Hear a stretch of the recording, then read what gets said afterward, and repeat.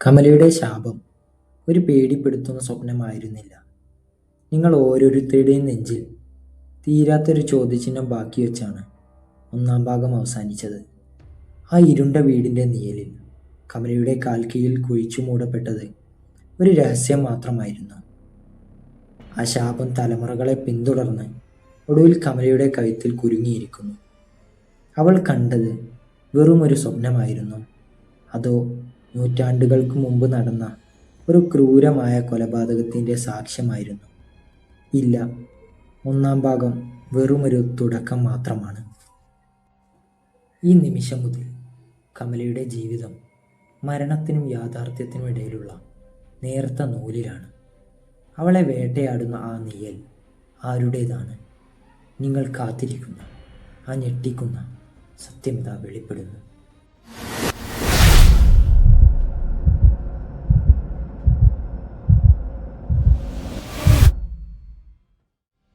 മുകളിലെ നിലയിൽ നിന്നുയർന്ന തേങ്ങലും അലർച്ചയും വിഷ്ണുവിൻ്റെ ഗവേഷക മനസ്സിനേക്കാൾ ഉപരിയായി ഭയം ജനിപ്പിച്ചു.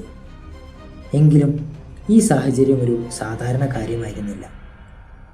അതിജീവനത്തിനായുള്ള ചിന്തകൾ അവരെ മുന്നോട്ട് നയിച്ചു.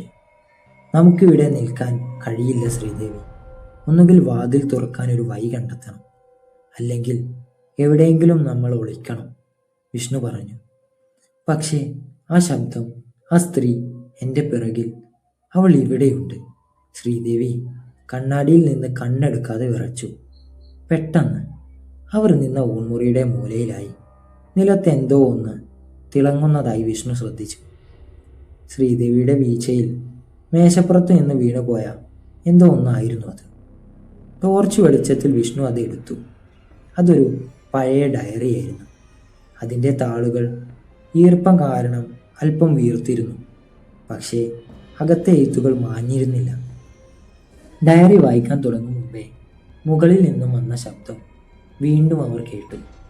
ഇത്തവണ അതൊരു പ്രത്യേക സ്ഥലത്ത് കേന്ദ്രീകരിച്ചിരുന്നു. കോണിയുടെ മുകളിലുള്ള വലതുവശത്തെ മുറിയിൽ നിന്ന് അതൊരു മുറിഞ്ഞ വാക്ക് പോലെ തോന്നി. വിശ്വാസം എന്നായിരുന്നു അത്. നമ്മൾ മുകളിലേക്ക് പോകണം, കാരണം ഡയറി എഴുതിയവൾ അവിടെയുണ്ട്, അല്ലെങ്കിൽ അവളുടെ സാന്നിധ്യം അവിടെയാണ്, വിഷ്ണു ദൃഢമായി പറഞ്ഞു. അവർ പേടിച്ചരണ്ടുകൊണ്ട് പതുക്കെ പതുക്കെ പടികൾ ചവിട്ടി മുകളിലേക്ക് കയറി. ഓരോ ചൂടുവെപ്പിലും പടികൾ ഉച്ചത്തിൽ ഞരങ്ങുന്നുണ്ടായിരുന്നു. മുകളിലെ നിലയുടെ വാതിൽ തുറന്നപ്പോൾ ഒരു പ്രത്യേകതരം ഇരുട്ടും തണുപ്പും അവരെ പൊതിഞ്ഞു. വലതുവശത്തെ മുറിയുടെ വാതിൽ പാതി തുറന്നിരുന്നു. ആ മുറിയുടെ മൂലയിൽ പഴയ ഒരു കിടക്കയുടെ സമീപം നിലത്തിരുന്ന് വിഷ്ണു ടോർച്ച് വെളിച്ചത്തിൽ ഡയറി വായിച്ചു തുടങ്ങി. ശ്രീദേവി വിഷ്ണുവിനെ ചേർന്നിരുന്ന് ചുറ്റുമുള്ള നീലുകളെ ഭയന്നു. കമലയുടെ ഡയറിയിൽ നിന്ന് ഏതാനും ഭാഗം ഇങ്ങനെയായിരുന്നു. മാർച്ച് 12, 1955. എൻ്റെ ഭർത്താവ് ഉണ്ണിത്താൻ എന്നെ സ്നേഹിക്കുന്നില്ല എന്നെനിക്ക് അറിയാം. അഷ്ടമംഗലം മാളികയുടെ പ്രതാപം നിലനിർത്താൻ വേണ്ടി മാത്രമാണ് ഈ വിവാഹം അദ്ദേഹം കഴിച്ചത്. ഈ കൊട്ടാരം എനിക്കിപ്പോൾ ഒരു സ്വർണം മൂടിയ കൂട് പോലെയാണ്. ഏപ്രിൽ 1, 1955. അദ്ദേഹം വീട്ടുജോലിക്കാരിയോട് അടുപ്പം കാണിക്കുന്നു. ഞാനൊരു ചോദ്യചിഹ്നം മാത്രമാണ് ഈ മാളികയിൽ. ഇവിടെ സംസാരിക്കാൻ എനിക്ക് ആരുമില്ല. എൻ്റെ സങ്കടം ഈ ചുവരുകൾ പോലും കേൾക്കുന്നില്ല. മെയ് 10, 1955. ഞാൻ ഗർഭിണിയാണ്. എൻ്റെ കുഞ്ഞെങ്കിലും എന്നെ അംഗീകരിക്കും. പക്ഷേ ഉണ്ണിത്താൻ, അദ്ദേഹം ഈ കുഞ്ഞിനെ അംഗീകരിക്കുമോ എന്ന് ഭയമുണ്ട്. ജൂൺ 20, 1955. ഇതായിരുന്നു കമലയുടെ അവസാന താൾ. അദ്ദേഹം എന്നെ ഒറ്റിക്കൊടുത്തു. എൻ്റെ കുഞ്ഞിനെ അദ്ദേഹം അംഗീകരിക്കില്ല. എന്നെ കൊല്ലാൻ തീരുമാനിച്ചു. എൻ്റെ പ്രാണൻ ഈ മാളികയിൽ ഒടുങ്ങും. ഞാൻ പോകില്ല. ഞാൻ ഇവിടെ തന്നെ ഉണ്ടാകും. ഇതെൻ്റെ വീടാണ്. ഞാൻ എൻ്റെ പ്രതികാരം ഇവിടെ നിഴലായി കാത്തിരിക്കും. എല്ലാവരും അറിയണം, ഈ ശാപം ഈ മാളികയെ എന്നേക്കുമായി ഇരുളിലാഴ്ത്തും. ഉണ്ണിത്താനോടും ഈ മാളികയിലെ ഓരോരുത്തരോടും ഞാൻ പകരം ചോദിക്കും. ഒരുത്തനും രക്ഷപ്പെടില്ല. എൻ്റെ ശരീരം ഇവിടെ ഈ മുറിയിൽ ഡയറി വായിച്ചു തീർന്നപ്പോൾ വിഷ്ണുവും ശ്രീദേവിയും തരിച്ചുപോയി.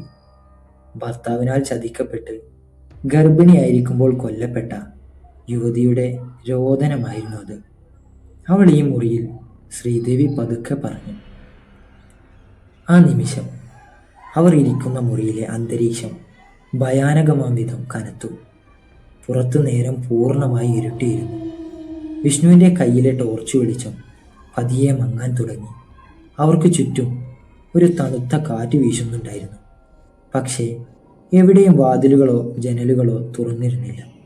പെട്ടെന്ന് അവർക്ക് പിന്നിൽ നിന്ന് ഒരു സ്ത്രീയുടെ കാൽപെരുമാറ്റം കേട്ടു. അത് നിലത്തൊരു വെള്ളിക്കൊലുസ് ഉരസുന്ന പോലുള്ള നേർത്ത ശബ്ദമായിരുന്നു. ശ്രീദേവി ഞെട്ടിപ്പിടഞ്ഞ് പിറകിലേക്ക് നോക്കി. ആ മുറിയുടെ മൂലയിൽ കട്ടിയായ ഇരുട്ടിൽ നിന്ന് അവ്യക്തമായ ഒരു രൂപം അവരുടെ അടുത്തേക്ക് വരുന്നു. അത് കമലയുടെ രൂപമായിരുന്നു. അവളുടെ കണ്ണുകൾ ചുവന്ന് തുടുത്തിരുന്നു. ചുണ്ടിലൊരു നേർത്ത പരിഹാസച്ചിരി.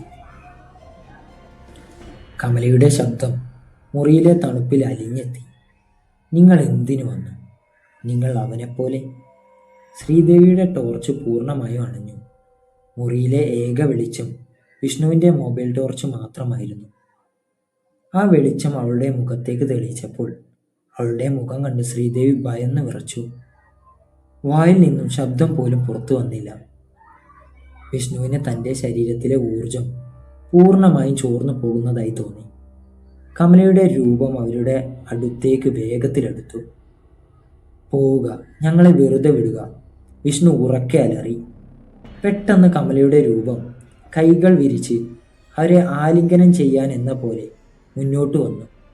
വിഷ്ണു ഡയറി വലിച്ചെറിഞ്ഞ് ശ്രീദേവിയെയും വലിച്ചുകൊണ്ട് ആ മുറിയിൽ നിന്ന് പുറത്തേക്ക് ഓടി. അവർ കോണിപ്പടികൾ വേഗത്തിലിറങ്ങി. താഴെ നിലയിലെത്തിയപ്പോൾ മാളികയുടെ എല്ലാ വാതിലുകളും ജനലുകളും ശക്തിയായി അടിക്കാൻ തുടങ്ങി.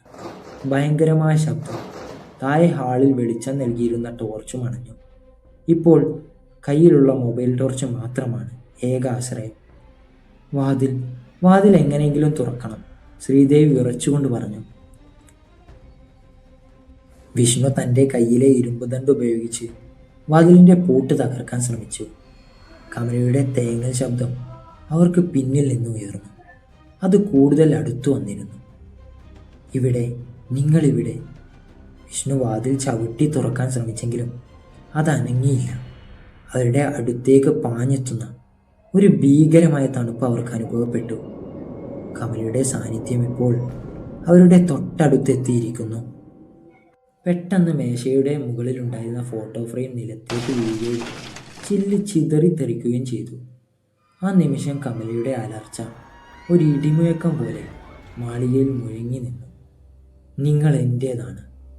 അവരുടെ മുന്നിൽ അടഞ്ഞു കിടന്ന പ്രധാന വാതിലിൻ്റെ കട്ടളയിൽ ചോരയുടെ ചുവന്ന അക്ഷരങ്ങൾ തെളിഞ്ഞു വന്നു. അത് ശാപമെന്നായിരുന്നു. ഇതിൻ്റെ പാർട്ട് 3യുമായിട്ട് ഞാൻ വീണ്ടും വരുന്നതായിരിക്കും. എൻ്റെ ഈ വീഡിയോ നിങ്ങൾക്ക് ഇഷ്ടപ്പെട്ടെങ്കിൽ ലൈക്ക് ചെയ്ത് സപ്പോർട്ട് ചെയ്യുക. എൻ്റെ അടുത്ത വീഡിയോ നിങ്ങൾക്ക് ലഭിക്കാൻ വേണ്ടി ചാനൽ ഇപ്പോൾ തന്നെ സബ്സ്ക്രൈബ് ചെയ്ത് ബെല്ലൈക്കൺ എനേബിൾ ചെയ്ത് വെക്കുക. Thanks from mister